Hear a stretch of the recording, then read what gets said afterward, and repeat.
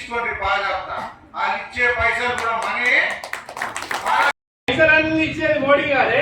మరి ఆ పైసలన్నీ తీసుకొచ్చి ఇక్కడ మోడీ గారి వారసులుగా బీజేపీ వాళ్ళే పని చేయాలి కదా, బీజేపీ వాళ్ళే పని చేస్తారు కదా. మరి పైసలు ఇచ్చిన వాళ్ళు ఆదాయినప్పుడు మనం ఓట్లు వేరే వాళ్ళకి ఎందుకు వేయాలా? వేరే వాళ్ళకి ఓట్లు వేయదు కదమ్మా. మరి ఎవరికి వేయాలా ఓట్లు? బీజేపీ వాళ్ళకి వేయాలి.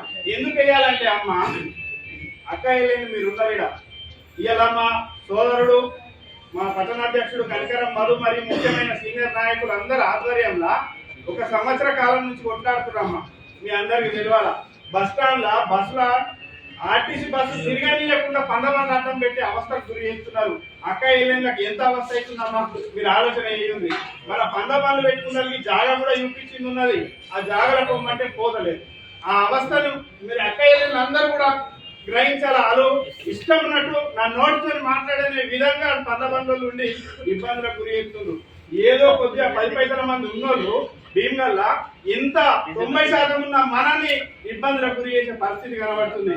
దయచేసి మనకు అవకాశం ఇస్తే ఇటువంటి ఇబ్బందులు కలగకుండా ఉంటాయి కదమ్మా. ఒక మంచి కార్యకర్త ఒక దుకాణం దగ్గర దుకాణం పెట్టుకొని ఉంటే మన హిందువు ఆయనని చిన్న విషయంలో గొడవ పడి ఆయనను కొట్టేదానికి పోయి కొట్టిరు, గల్లబట్టి కొట్టి ఆయనను ఇబ్బందులకు గురి చేసి ఆయన చంపేస్తామని చెప్పి బెదిరించారు. అంటే తక్కువ శాతం ఉన్న వాళ్ళు మనల్ని ఇబ్బందులకు గురి చేసి మనం చంపేటందుకు కూడా మన మీదికి వస్తున్నారు. అటువంటిప్పుడు మరి దేశమంతా కొట్లాడుతున్న బీజేపీ పార్టీ భీమగల్లో మనం గెలిపించకపోతే రేపు పిల్లలు మనం కాపాడు ఎవడు కాపాడాలా? ఎవరైనా కాపాడాలా? 5 ఏళ్లలో మనకు ఒక్క కౌన్సిలర్ కూడా మనకు మున్సిపల్లో లేకపోయేసరికి మన సమస్యల గురించి మాట్లాడటం లేదు, మన అభివృద్ధి గురించి చేసేటోళ్ళు లేడు. కాబట్టి ఈ ఎలక్షన్ లో మనం అవకాశం ఇస్తే మనకు ఆ పనులు జరుగుతాయమ్మా.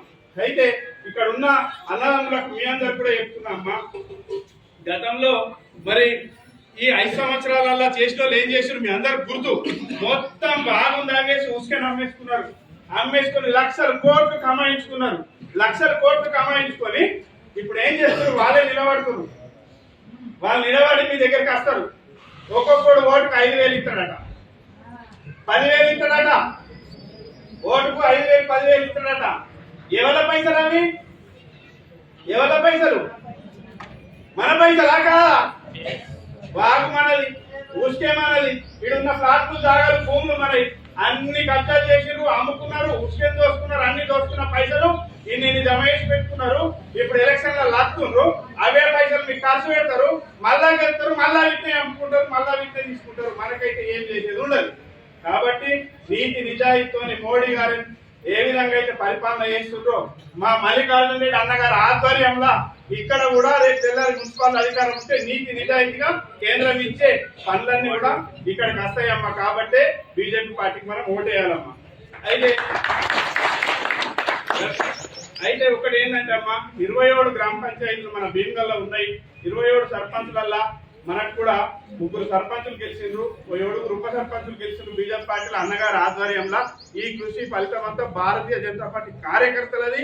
అన్నగారి మార్గనిర్దేశనం ప్రకారం మేము పనిచేసినాం, ఆ పనికి తగ్గట్టుగా అక్కడ గెలిచినామమ్మా. ఇంతకు ముందు ఒక సర్పంచ్ కూడా లేకుండా ఇవాళ మరి గ్రామాలలో కూడా బీజేపీ పార్టీకి సర్పంచులు గెలుస్తున్నారు, ఉప సర్పంచులు గెలుస్తున్నారు, 30 మంది వార్డు సభ్యులు గెలిచారు, వార్డు మెంబర్లు. మరి భీమగల్లో ఎందుకు గెలద్దు? బయట గెలుస్తున్నారు, దేశమంతా గెలుస్తుంది, భీమగల్లో ఎందుకు గెలద్దు? భీమగల్లో కూడా గెలాలి కదా, గెలిపించుకోవాలి కదా. ఓల మీద ఉన్నది బాధ్యత, గెలిపించుకునే బాధ్యత ఓల మీద ఉన్నది. కాబట్టి గెలిపించుకోవాలమ్మా. ఇవాళ ఒక 3 సర్పంచులు ఉంటే ఏం చేసిండ్రో మీకు చెప్తా అమ్మా. 3 సర్పంచులు ఉంటే ఒక సర్పంచ్ ని అన్యాయంగా ఇంటికి పోయి బెదిరించి ఆయన ఎత్తుకపోయి కాంగ్రెస్ లో కలుపుకున్నారు. ఇదే ముత్యాల సునీల్ రెడ్డి బీజేపీ పార్టీకి గెలిచిన సర్పంచ్ను ఉప సర్పంచ్ను 7 వార్డు మెంబర్లను ఎత్తుకపోయి ఇలా పార్టీలో కలుపుకున్నారు. ఇలా బీజేపీ కార్యకర్తలు బాధపడుతున్నారు. అరే మాకు ఒక సర్పంచ్ ఉంటే మంచి పనులు జరుగుతుండే చేస్తుండే అని బలవంతంగా తెల్లారిన మళ్ళీ కలిసిపోయింది మాకు. అంటే ఇట్లాంటి పరిస్థితి వాళ్ళు భయభ్రాంతులకు గురి చేస్తున్నారు, పైసలు దోసుకుంటారు, అన్ని దోసుకుంటారు. కాబట్టి ఆ విధంగా కాకుండా మీరందరూ కూడా పెద్ద మనసు చేసుకొని గెలిపియాలని చెప్పేసి కోరుకుంటున్నా అమ్మా. అయితే అమ్మ ఏం లేదు, ఇక్కడ కూడా అధికారంలో ఖచ్చితందుకు అల్కా ఉన్నదమ్మా. 12 వార్డులు ఉన్నాయి. 12 వార్డులల్లా 12,000 ఓట్లు పోలైతాయి. 12,000 ఓట్లు పోలైతే భారతీయ జనతా పార్టీకి గతంలోనే అన్నగారి ఆధ్వర్యంలో 2వ స్థానం వచ్చింది. ఆ 2వ స్థానం ఓట్లు ఏవైతే ఉన్నాయో ఆ ఓట్లు ఇలా డబుల్ ట్రిపుల్ అయిపోయినాయి. 6,000 నుంచి 8,000 ఓట్లు భారతీయ జనతా పార్టీకి ఉన్నది. ఆ 6,000 నుంచి 8,000 ఓట్లతో 12 వార్డులలో మనం 8 వార్డులు 9 వార్డులు గెలిచే పరిస్థితి ఉన్నది. చైర్మన్ కూడా మనకు అయ్యే పరిస్థితి ఉన్నది. కాబట్టి